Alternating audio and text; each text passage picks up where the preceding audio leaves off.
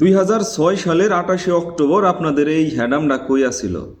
এখন যে এত বড় বড় কথা বলেন, ওই সময় আপনাদের লোকদের লগি বইটা দিয়া পেটাইয়া তার লাশের উপরে ওইটা নৃত্য করছিল আওয়ামী লীগের লোকজন। মনে পড়ে? কিছু তো করতে পারেন নাই, মায়ের খাইয়া লাশ হইয়া পইড়াছিলেন। এখন আইসা অনেক বড় বড় কথা বলে না? নুরুল হক নূরেরে আওয়ামী লীগ মারতে মারতে নেতা বানাইছে, খুব গর্ব করে বলতেছেন। অথচ আপনিও মজলুম, সেও মজলুম, বিএনপিও মজলুম। এক মজলুম যখন আরেক মজলুমকে তিরস্কার করে তখন কেমন দেখা যায় জানেন? এইটা লজ্জাজনক থাকে না, এটা ঘৃণাজনক হয়। তো আপনাদের এই ধরনের কাদা ছুড়াছুড়ি দেইখা জাস্ট ঘৃণা লাগতেছে। বলতেছেন অট্ট হাসি দিয়া দিয়া যে নুরুল হক নূরের দলে কয়জন লোক আছে, সভাপতি আর সেক্রেটারি 2 জন।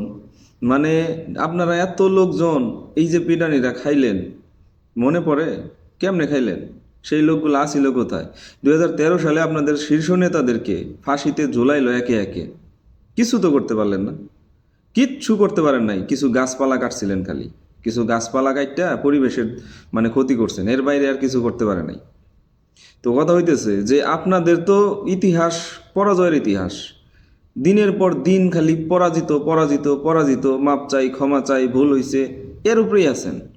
অথচ সামান্য একটু ক্ষমতার আশেপাশে আসছেন আর শুরু হয়ে গেছে, তাও তো আইতেন না। আপনাদের যে অবস্থা, আসতেন না। আওয়ামী লীগ অতিরিক্ত পাপ করে ফেলছিল, তাদের দেশের মানুষ বিতাড়িত করে দিছে। ফলাফল আপনাদের না চাইতেও কিছুটা সুযোগ দেওয়া হয়েছে বা পাইছেন। তো এটারে শুকরিয়া আদায় করেন, আলহামদুলিল্লাহ কন। আপনারা এমন কিছু হইয়া যান নাই যে একটা রাজনৈতিক দলের নেতাকর্মীদেরকে পেটাইয়া আবার উল্লাস করে বলবেন যে তাদের তো লোকই নাই।